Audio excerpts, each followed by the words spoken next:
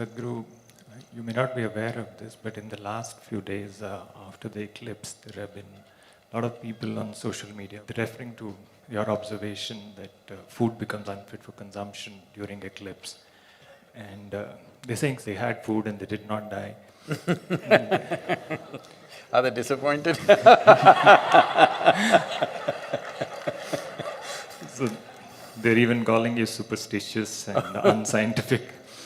So just wanted to hear your thoughts on that. Let's understand what is superstition.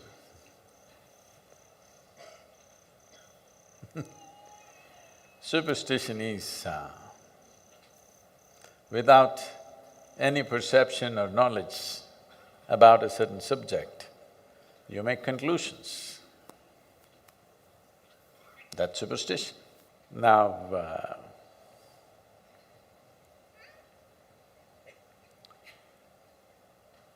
the nature of life is like this.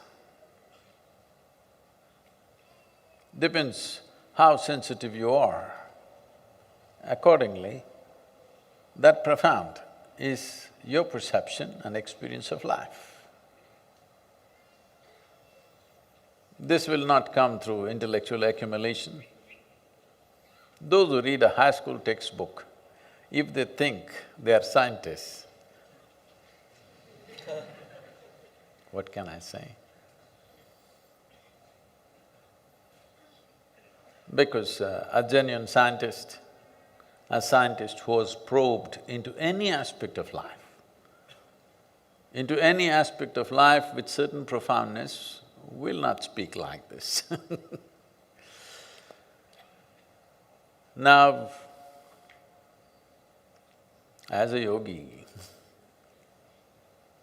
as far as possible, I will never consume anything which is cooked, which is more than an hour and a half old.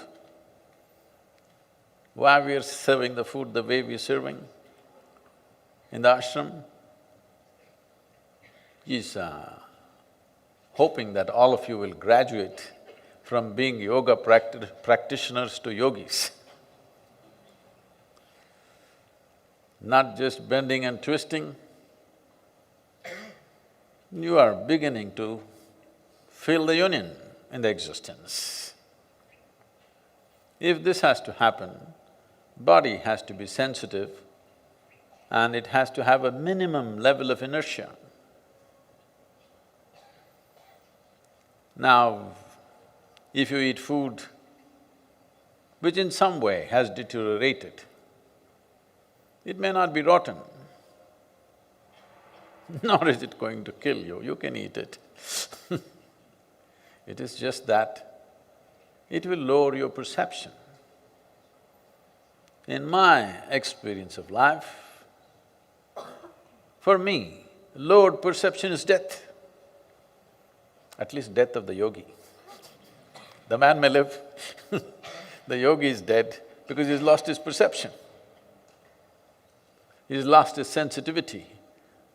So, the death of sensitivity, if it doesn't matter to you, there's really no problem, you can eat what you want, you can eat garbage and still survive.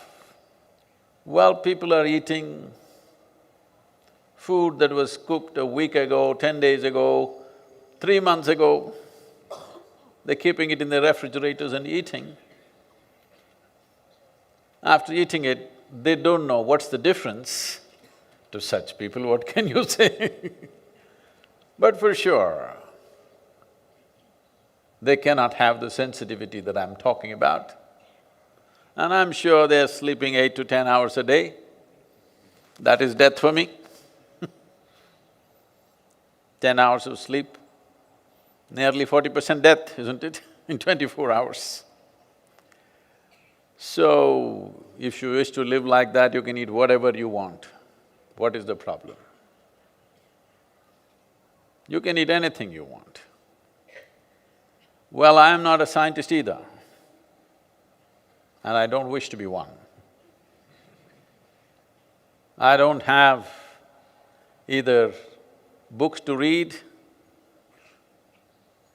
nor am I researching anything, nor am I looking through a microscope, nor do I have a lab in my backyard.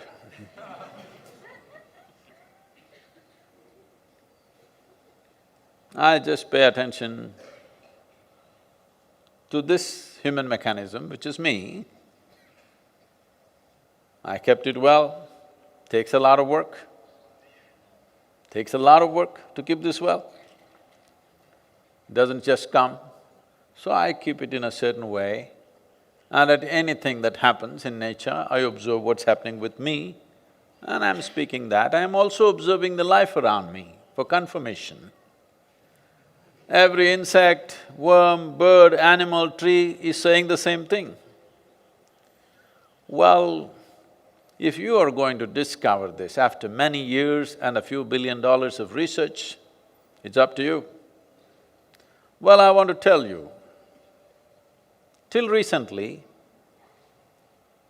these so-called scientists, the real science is different.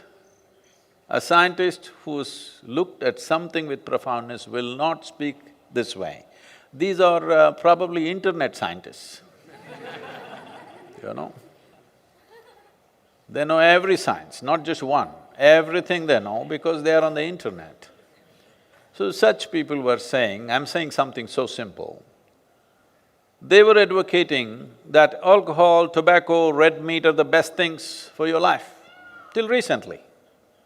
Now suddenly they've all become activists against that. Because somewhere somebody said after $1 billion research, we've been saying it forever. What is a recent discovery for you has been an eternal wisdom for us. I'll tell you, I was in conversation with a doctor in United States of Indian origin. He was telling me that he is the first one in Western medicine to identify that the heart not only pumps blood, but it also sucks the blood back. The ventricles pump it out, the atrium sucks it back. He is the first one who wrote the papers. He sent me his videos, his TED talk, his scientific papers. I looked through it and I couldn't believe it, that till recently, till a few years ago, nobody in the medical science knew that heart sucks back the venous blood. Well, in the yogic system, the focus is on the atrium, which sucks back the blood. The Ayurveda speaks about it, Charaka Samhita speaks about it.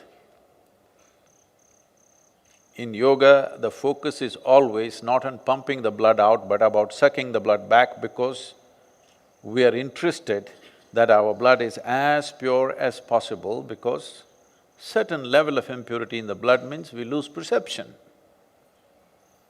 We are not interested in terms of what is the nutrition, what is the oxygen content, how long will I live, this is not the point. How do I live, what is the quality of my life is my concern. How profound is my perception is always my concern.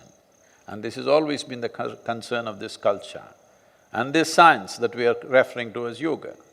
So, if you think only if it's written in a book it is true, then you're very superstitious and religious, you're nothing scientific about you.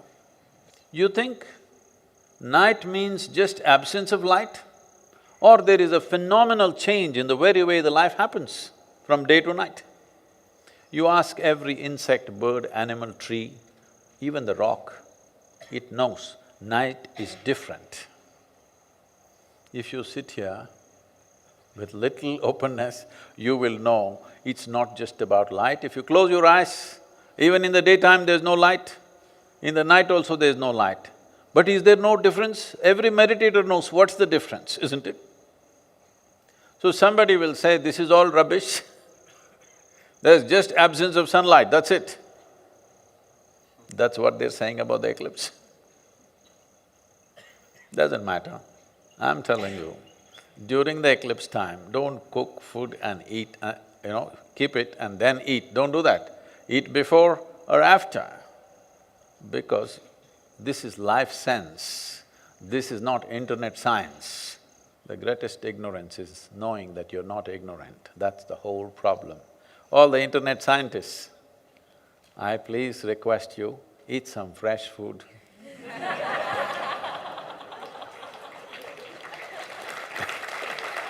Keep yourself healthy, well, perceptive, not to me, to life. Eat during the eclipse if you wish. You won't die. Inertia will build up. If you don't mind the inertia, anyway you're drinking alcohol, smoking cigarettes, doing things, maybe it won't make any difference for you. Possibly it doesn't. If you take a high-end car today and go and pump gasoline in any of the Indian gas stations, which is 87 octane, your car will stop within a few kilometers. You need to buy special gas and put it into it. Why? Because it's high performance. So if you want to be high performance, what kind of fuel goes into you, you look at it carefully. You are a junk machine. Eat whatever, drink whatever, what does it matter anyway? Live whichever way you want. There's really no problem, okay? So, if you are disappointed that you did not die by eating during the eclipse,